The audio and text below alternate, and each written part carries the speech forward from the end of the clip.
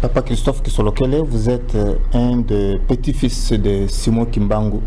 Vous n'êtes pas allé en Kamba tel que prévu mardi 29 juillet dernier.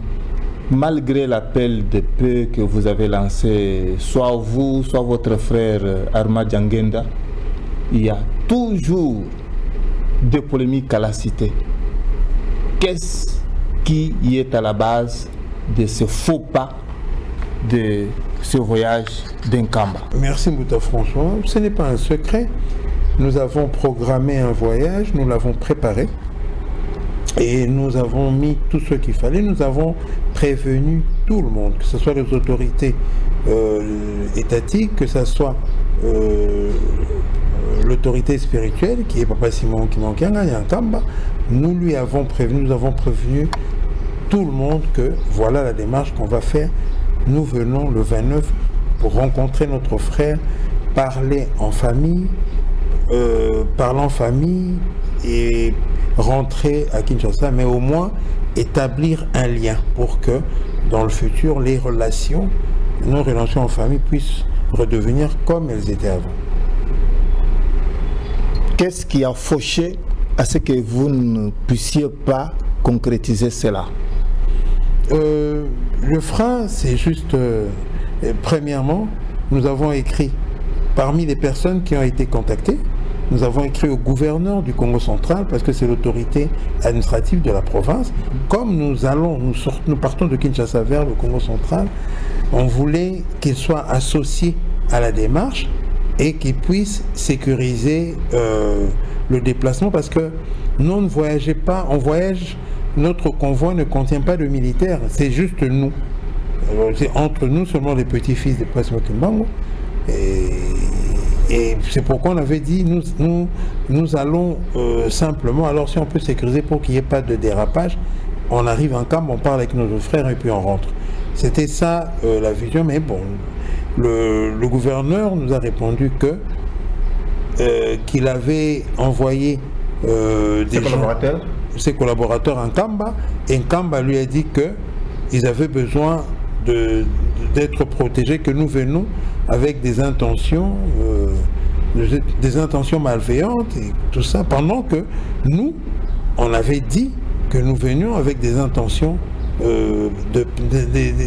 en fait, avec des intentions de bienveillance, on venait en paix. Et en plus, c'est pourquoi on a dit, on ne vient pas avec des personnes, d'autres personnes, on vient que nous, dans notre convoi, pour le rencontrer, pour montrer que nous venons en paix. Quelqu'un qui vient en guerre, il vient désarmé, il n'a pas d'armes, il est tout seul, il vient en guerre pour se battre, ça a un sens, non? Non, on voulait préserver cette paix-là, c'est pourquoi on dit, bon, nous venons seuls, mais le gouverneur nous a dit que non, il ne faut pas qu'on parte, parce que Nkamba n'était pas prêt à nous recevoir, et pourtant, on a bien précisé que c'était une discussion familiale. On veut voir notre frère. Ce n'est pas on veut faire un programme de cérémonie, non. On veut juste le voir, discuter avec lui, jeter les ponts. Jeter les ponts pour qu'on puisse reconstruire les liens de famille qu'on avait avant. Donc c'était ça la démarche, mais le gouverneur nous a refusé ça. Il a dit qu'on attende jusqu'à ce que le président finisse sa tournée. C'est après ça qu'ils vont nous dire si on peut aller ou pas. Et ça c'est le point. Et puis ici, ici à Kinshasa aussi, nous avons discuté.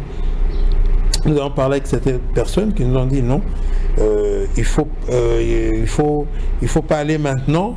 Il faut qu'on essaye de démilitariser Nkamba, comme ils l'ont dit. J'ai dit, est-ce que Nkamba est militarisé? Ils ont dit oui, Nkamba est militarisé. Alors il faut démilitariser Nkamba pour que vous alliez là-bas en paix. Donc, pour qu'on aille en paix, il fallait que l'État démilitarise Nkamba. Bon, nous sommes aussi des adeptes du respect de l'autorité. Nous avons dit, ok, ça va, nous accordons cela pour que l'État puisse s'occuper de ce problème qui démilitarise Nkamba, parce qu'il apparemment il y a beaucoup de militaires qui sont entrés, des policiers, il y a même des mercenaires, il paraît. Tout ça, on dit ok, on obéit à l'État, que l'État assainisse Nkamba, comme ça qu'on nous donne l'opportunité d'aller parler en famille, Je pense que c'est vraiment ça, c'est à cause de ces deux options-là que nous avons dit, bon, ce n'est qu'une partie remise, hein, on va leur dire, on va leur donner un temps pour qu'ils démilitarisent Kamba. Nous, on va refixer une nouvelle date et nous allons partir. Cette fixation-là de la nouvelle date va partir de vous qui sollicitez à rencontrer votre grand frère et chef de famille, ou bien vous allez dépendre de votre grand frère qui est en Kamba Simon Kimbangu Kiangani, ou c'est l'autorité provinciale Grace Nkwanga Bilolo qui s'est invitée dans l'affaire? Non, la date c'est nous qui la donnons, parce que la première date c'est nous qui l'avons donnée. Dans la deuxième date aussi, la date c'est nous qui allons fixer une nouvelle date, mais comme on dit, l'État nous a demandé qu'on lui donne le temps de démilitariser Nkamba. Nous on espère que l'État a le bras long, que ça peut se faire en moins de temps possible. On espère que ça pourra se faire en l'espace d'une semaine ou 2 semaines maximum. Ils vont démilitariser, comme ça, ça nous permet d'aller voir notre frère. Qu'à cela ne tienne, si et seulement si il vous arrivait de constater que le gouverneur de la province du Congo central, pour ne pas les citer, Grace Nkwanga Bilolo, est en train de vous endormir avec la démarche amorcée, pacifique soit-elle, que ferez-vous par la suite? Je pense que nous, on voulait respecter la loi et on a mis même nos droits de côté pour permettre à ce que la loi se fasse.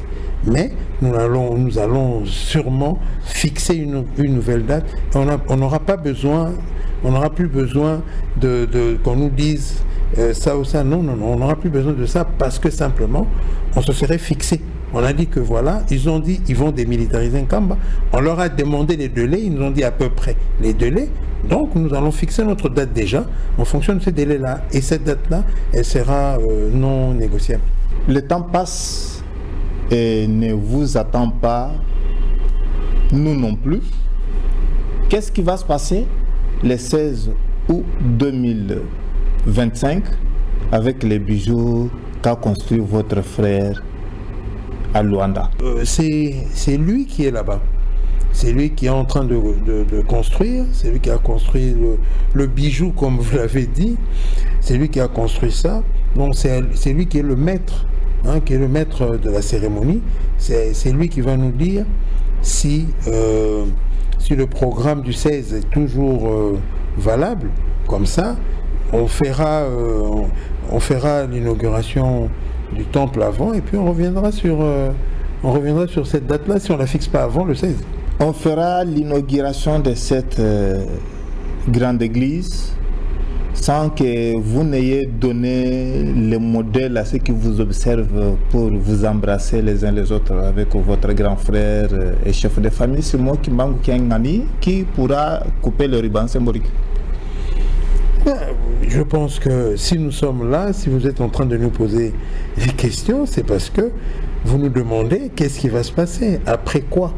Après que nous ayons une énième fois essayé d'entrer en contact avec notre frère. Donc c'est pas nous le problème. Nous sommes prêts à aller discuter avec Papa Simon n'importe où, n'importe quand, nous sommes prêts. Maintenant, le problème c'est que on nous empêche de le faire. D'abord, on a évoqué les raisons fallacieuses, je dis bien fallacieuses, de l'Église. Ils disent que c'est l'Église qui ne veut pas et tout. On est sorti même du contexte de l'Église. On dit, non, on ne veut pas voir Papa Simon dans un contexte d'Église. On ne veut même pas aller à l'Église, on ne veut même pas aller prier en Kamba. On veut juste parler avec lui pour remettre remettre en perspective les choses que nous ont dites, nous ont confiées nos pères. On nous dit dans notre culture que tu as beau prendre les biens que un défunt a laissé, ou à la limite manger sa nourriture, mais il ne faut pas lui enlever ses mots. Dans la culture Congo, les mots sont importants, il y a une incidence dans nos vies. Et nous, on veut juste respecter, les mots, les phrases, les recommandations que nos parents nous ont fait. Si ce n'est pas un secret du tout, qu'est-ce qui fait peur en Kamba finalement dans ces dossiers qui a durer plus de 23 ans. Qu'est-ce qui fait peur en Kamba? Pour moi, je pense que c'est un fonctionnement. Quand on nous a laissés, quand notre dernier père est parti, Papa Dialunga Kiangani, quand il est parti en 2001, les recommandations qu'il nous avait laissées, c'était simple et clair. Et ce sont ces mêmes recommandations qui ont fait que Papa Simon soit le chef spirituel représentant légal. Et ces recommandations étaient, vous vous mettez ensemble collégialement et vous prenez une décision. Cette décision devient force de loi. Vous donnez, vous confiez cette décision à l'Éternel et vous la donnez aux anciens de l'Église pour qu'ils puissent porter ça à l'Église. Donc c'était ça la recommandation et c'est le même processus que nous avons fait pour présenter Papa Simon comme chef spirituel, représentant légal, suivi de ses frères qui forment un collège. Et ce collège-là, c'est ça qui fait peur aux gens. Pourquoi? Parce que Papa nous avait dit, Papa Dialunga, il nous a dit que une tête peut produire une décision, mais plusieurs têtes produisent la bonne décision. C'est ça la différence. Et nous, les gens là, les personnes qui aiment le désordre, qui travaillent dans le flou, et ils ne veulent pas de ça parce qu'ils savent que pour qu'une décision sorte, elle sera mûrie. Elle sera mûrie par plusieurs personnes. Et quand la conclusion viendra, Papa Simon va annoncer quelque chose, ça veut dire que cette décision-là aurait été nourrie par plusieurs personnes, par plusieurs esprits, et ça aura une force, comme nos parents nous l'ont dit. Et c'est ça qui bloque, parce que eux, il y a des gens qui ne veulent pas que ça soit collégialement, que les réflexions se fassent. Eux, ils veulent une seule personne, et ce n'est même pas Papa Simon, c'est Papa Zako qui décide dans l'église aujourd'hui. C'est pas Papa Simon, c'est Papa Zako qui décide. Donc, partant de là, c'est lui, Papa Zako, et le système qu'il a mis en place, c'est eux qui empêchent que nous puissions nous retrouver avec nos frères. Il détruit la famille, pareil. Donc c'est à lui qu'incombe toute cette tâche-là, cette responsabilité. Au jour d'aujourd'hui, les statuts de l'Église que vos pères vous aviez légués sont tels que c'était auprès des conservateurs, ou bien il y a eu certaines modifications? Vous savez, quand Papa Diangenda Kuntima, en fait, quand Papa Kisolokel est parti, Papa Diangenda Kuntima était vivant et les statuts sont restés pareils. Quand Papa Diangenda est parti, c'est à ce moment-là, Papa Dialungana qui est resté, et c'est à ce moment-là qu'il a commencé à avoir des tribulations. Ils ont commencé à tenter de faire changer les statuts et ils ont fini par faire modifier les statuts. Mais en 99, Papa Dialungana, lors de l'Assemblée générale, leur a demandé qu'on réhabilite les anciens statuts tels que laissés par ses frères qui étaient partis. Qu'on remette au goût du jour tout ce qui avait fait, la sève de l'église kimbanguiste. Donc il leur avait obligé ça. Donc on est revenu aux anciens statuts. Il a même demandé que tous les ajouts soient retirés et que ce qu'on avait retiré soit remis. Donc Papa Dialunga avait réglé le problème en 99. Mais il est parti, il nous a quittés 2 ans plus tard, en 2001. Maintenant, en 2001, les statuts étaient restés, ce que Papa Dialunga avait laissé, mais quand les raisons, justement, ça fait partie des raisons pour lesquelles nous avons été pratiquement chassés de l'église. Les gens disent que nous sommes sortis de l'église, c'est faux. Ils nous ont chassés, on a été brutalisés, on a été menacés. Il y a même un de mes frères qui a failli se faire tuer à Lemba, Papa José, sur lequel on a failli le tuer, il a fui. Nous avons des lettres que l'église nous a écrites pour nous mettre dehors. Et pire encore, on parle du journal officiel. Mais ils ont même écrit pour qu'on puisse publier dans le journal officiel que nous ne sommes plus dans les enfants de la famille Kisolokel et les enfants de la famille Diangenda ne sont plus kimbanguistes. Voilà les démarches qui ont été faites. Nous, à ce que je sache, c'est sûr que les statuts ont été modifiés parce qu'on n'était pas là justement.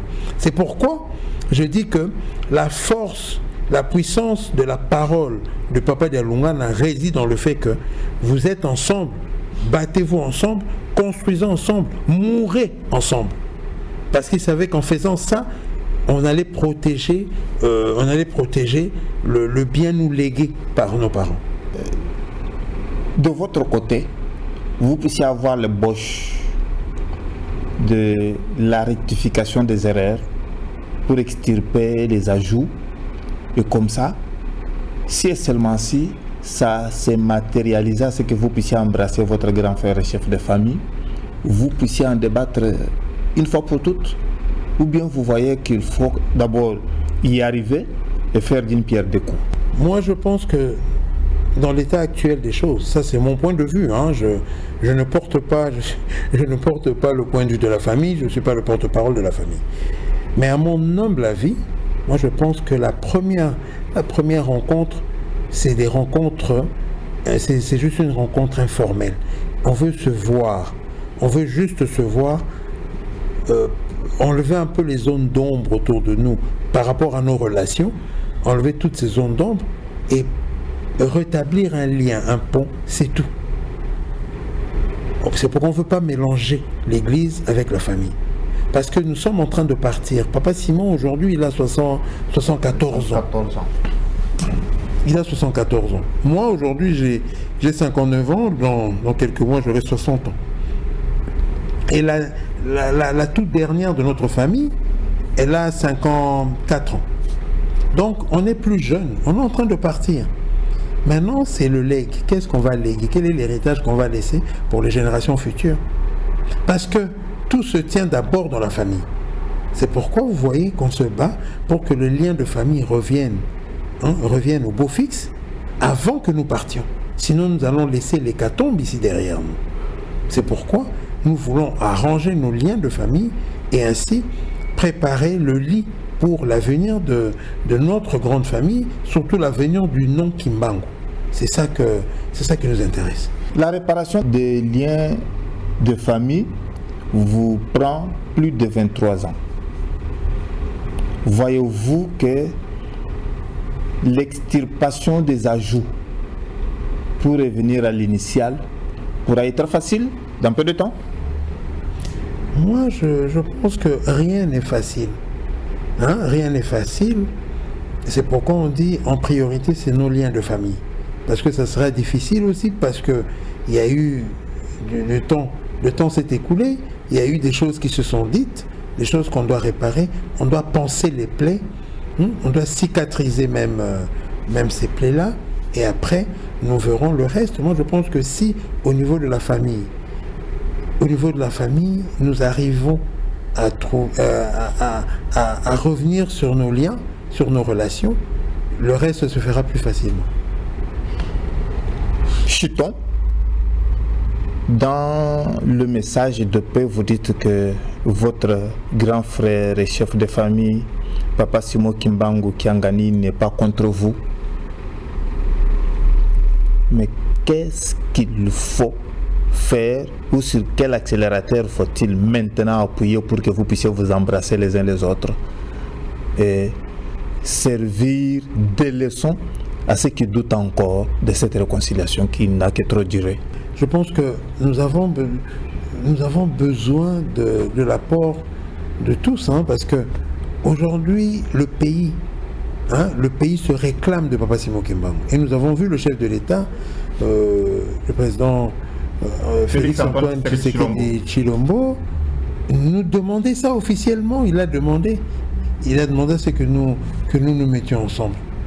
Donc, nous demandons simplement que cet accompagnement soit beaucoup plus visible pour aider justement, aider à la réalisation de cette réconciliation. Et à part ça, tout le peuple congolais porte Papa Simon Kimbangu comme étant le héros national de l'indépendance. C'est le père de cette nation, le père fondateur de la nation congolaise. Si c'est Papa Simon Kimbangu, alors nous avons un devoir mémoriel de faire en sorte que l'opprobre qui est jeté sur ce nom-là soit lavé. Et Aujourd'hui, c'est la division, c'est le démon de la division qui est en train de nous ronger. Et ce démon-là doit être extirpé, doit sortir de notre espace vital. Ce démon-là doit être extirpé, jeté. Et pour l'intérêt de tous, il faut que tous les Congolais, dans un élan de prière, d'accompagnement, de soutien, puissent appuyer cette démarche-là, qui n'est que salvatrice pour notre nation. Nous avons besoin aujourd'hui, nous avons besoin de ce qui nous unit, des modèles, des exemples qui nous mettent ensemble pour que ce pays reste un et indivisible. Nous avons besoin de ça, des exemples qui... Aujourd'hui, si la famille Kimbangu se réconcilie, si la famille Kimbangu se remet ensemble, la victoire n'est pas simplement pour la famille Kimbangu, mais ce sera une victoire pour la nation. Ce sera une victoire pour les autorités, pour le pays, pour l'Afrique même. Parce que nous avons décrété le 6 avril comme journée du combat de Papa Simon Kimbangu. Et ce combat-là, c'est la libération des esprits, la libération des êtres, des âmes, des pensées de tous les Africains. C'est pourquoi nous avons dit journée de la conscience africaine, le même 6 avril, pour montrer que cette conscience africaine ne peut prendre forme que par l'enseignement, la philosophie, la vie, le regard et les actions de Papa Simon Kimbangu. Donc c'est important pour nous, il s'agit de survie pour notre nation, il s'agit de survie pour notre continent et il s'agit de survie pour la race noire en général. Quel message particulier vous pouvez lancer d'abord à ceux qui doutent de cette réconciliation ou qui tirent profit de la division, mais aussi aux autorités qui attendent encore à ce que ça prenne forme pour sa matérialisation? Tout combat noble, juste, c'est des combats qui ne sont pas faciles à mener. Et ce combat-là, c'est un combat de vie. Parce que 23 ans, c'est beaucoup. C'est toute une vie. C'est des combats de vie. Alors, nous sommes là pour perpétuer les enseignements, pour perpétuer l'idée, la philosophie du kimbanguisme. Non, nous n'allons pas arrêter ce combat-là. On va se battre jusqu'à la fin pour que les choses redeviennent à la normale. Et la principale clé qui ouvre toutes les serrures, c'est la réconciliation de la famille Kimbangu. Le sang de Papa Simon Kimbangu mis ensemble, le reste, les portes vont s'ouvrir automatiquement. C'est pourquoi nous n'arrêtons pas cette démarche, parce que c'est un combat noble. Ça peut être même un combat de toute une vie, mais nous sommes prêts à mener ce combat-là jusqu'à la fin pour que la famille Kimbangu retrouve ses lettres de noblesse. C'est donc